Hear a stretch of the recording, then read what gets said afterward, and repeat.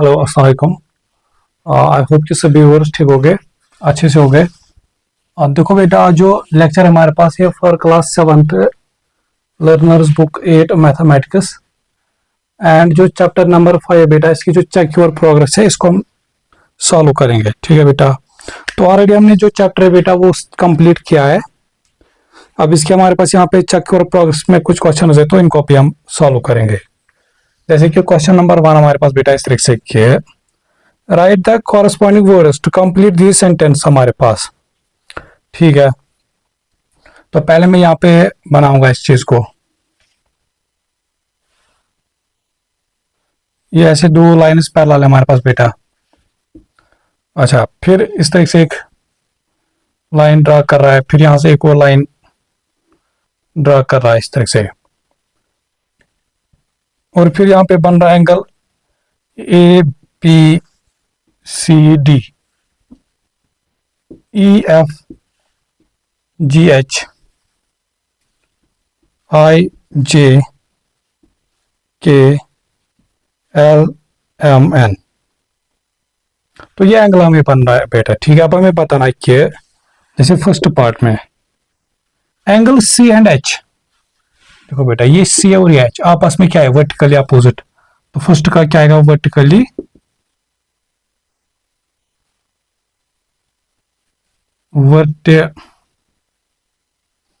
Opposite angles. फिर F and L, F कहाँ है बेटा ये, और एल यहाँ पे दिस। तो आप खुद देखो बेटा, दिस ये दो लाइन तो ये करेगा एक ट्रांसवर्सल, तो ये जो होगा यहाँ से दिस ये ट्रांसवर्सल, तो ये दो कॉरस्पॉन्डिंग। तो एफ और एल क्या हमारे पास बेटा, corresponding angles.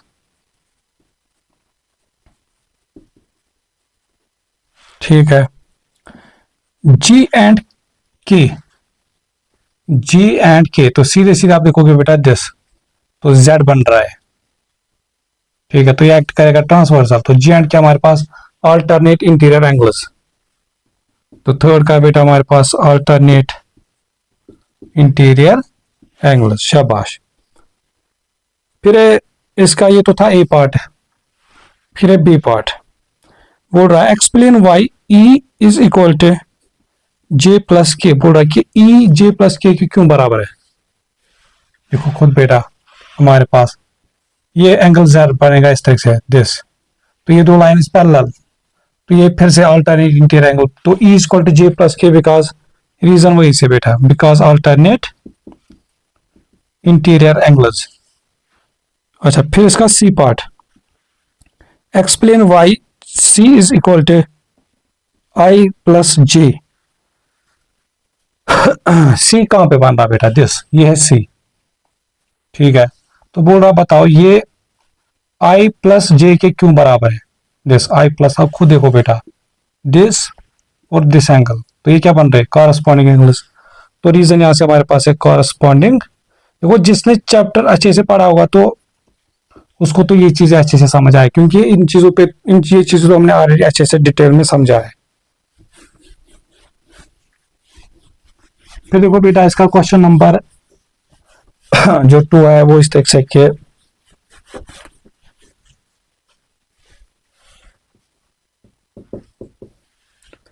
A B C D is a trapezium. देखो बेटा इस तरह से हमारे पास है ए बी सी डी बन रहा है।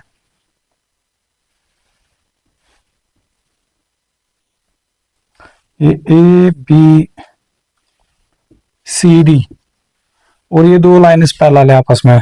ठीक है, फिर बोल रहा है एंगल 64 डिग्री है, ये 105 डिग्री है। ठीक है बेटा, हमें बताना है कि workout angles of the trapezium, हमें इस ट्रेपेजियम के एंगल्स फाइंड करने हैं।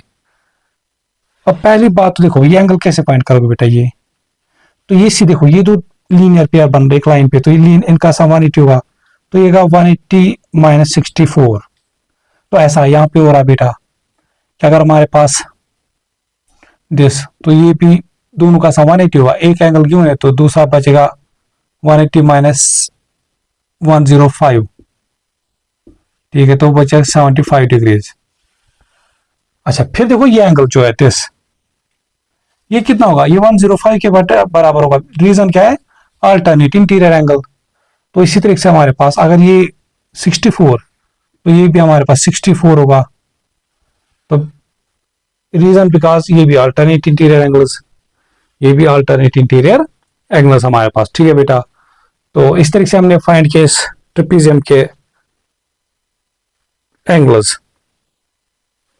फिर आ जाओ बेटा क्वेश्चन नंबर 3 हमारे पास इस तरीके से कि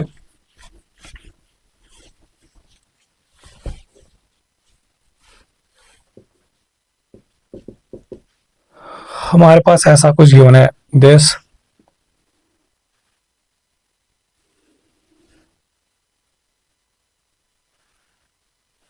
ये 50, ये x, यहाँ पे 118, यह 60 और ये है y। हमें क्या करना बेटा फाइंड यहाँ पे x and y। x and y हमने ऑलरेडी ट्रायंगल के एक्सटीरियर एंगल प्रॉपर्टी पढ़ी इस तरह से बेटा। अगर ये ट्रायंगल बन रहा है, इसका एक्सटीरियर एंगल क्या बन रहा है, जिसको साइड को खींचो ये एक्सटीरियर, इस साइड को खींचो तो ये एक्सटीरियर, यहां से इस साइड को खींचो तो फिर रिदम में चलना तो एक्सटीरियर। जैसे मैं अगर ये एक्सटीरियर लेता हूं बेटा, तो ये इन दो इंटीरियर के बराबर होता है। मतलब जो एक्सटीरियर एंगल होता है बेटा वो अपोजिट टू इंटीरियर एंगल्स के बराबर होता है। जैसे ये एक्सटीरियर तो ये इसके और इसके बराबर होगा, अगर ये तो ये फिर इन दोनों के बराबर। अब ये देखो बेटा, जैसे ये ट्रायंगल है, ये ले लो, यहाँ पे इस साइड को खींचा गया इस तरह से, तो ये बना एक्सटीरियर एंगल। तो मुझे एक बात बताओ बेटा, तो ये किसके बराबर होगा, 118 इन अपोजिट टू इन इंटीरियर के बराबर होगा। तो यहां से फिर इसका मतलब हम बता सकते हैं कि x प्लस 50 होगा बराबर 118। तो x का वैल्यू आएगा 118 माइनस 50। ठीक है, 8 में से 0 तो 8 ही, 11 में से 5 तो बचेगा 6, तो 68 डिग्री हमारे पास। अच्छा ये लिखोगे इसका reason by exterior angle property हमारे पास। ठीक है बेटा, बाय एक्सटीरियर एंगल। अब यहाँ पे तो वही हो रहा है, ऐसे ये ट्रायंगल ले लो बेटा, दिस ये एक और ट्रायंगल बन रहे, यहां से इस साइड को ऐसे खींचा गया तो ये बना एक्सटीरियर एंगल, तो ये यहां से इसके बराबर होगा दिस 60 प्लस वाई के। तो 60 प्लस वाई होगा हमारे पास 118, तो वाई आएगा 180 माइनस 60। तो यहां से y का वैल्यू आएगा बेटा हमारे पास 118 है, 118 हाँ, 118 माइनस 16 60, तो 8 में से 0 तो 8। ठीक है, तो यहां से फिर 11 में से 6 तो 5, तो 58। तो एंगल y का कितना आएगा, तो रीजन वही से फिर से बाय एक्सटीरियर एंगल प्रॉपर्टी। फिर है बेटा हमारे पास क्वेश्चन नंबर 4। देखो 5 और 6 जो इसका क्वेश्चन है वो ऑलरेडी हमने किया है जब मैंने कंस्ट्रक्शन एक्सरसाइज किया था बेटा, तो वहां पे आपने ऑलरेडी इस क्वेश्चन को किया है।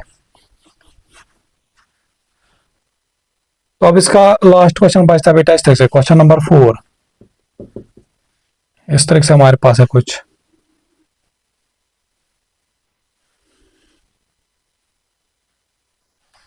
देखो ये लाइन और यहां से फिर एक और लाइन इस तरह से खींच रहा है, ये दो आपस में पैरेलल है। ठीक है, ये बन रहा है एंगल ए बी सी,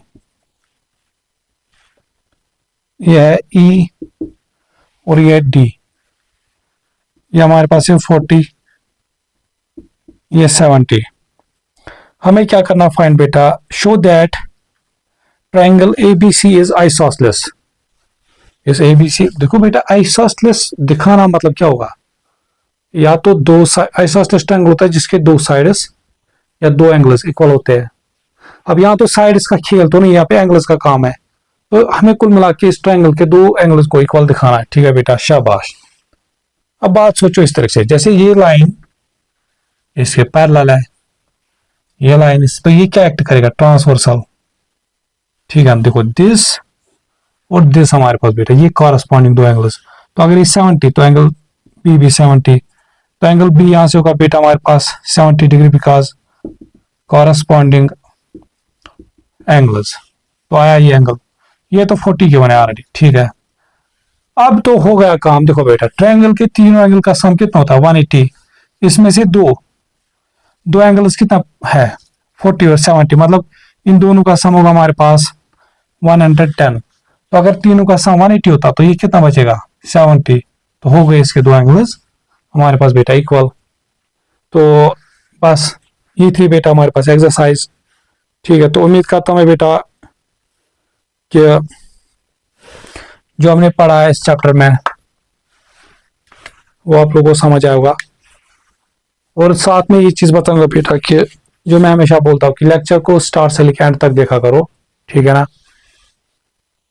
और चीजों को मेंटेन, कॉपी मेंटेन करने, ठीक है ना, नोट डाउन करना इन चीजों को, तभी इसका फायदा होगा आप लोग को, ठीक है। और साथ में अगर चैनल को सब्सक्राइब नहीं किया तो सब्सक्राइब करना बेटा। और साथ में लाइक शेयर कमेंट सेक्शन में जरूर बताना कि बेटा कैसा लगता है लेक्चर, और साथ में ये चीज की कहाँ से देख रहे हो। तो चलो फिर बेटा मिलते हैं नेक्स्ट लेक्चर में, तब तक के लिए टेक केयर, गुड बाय, अल्लाह हाफिज।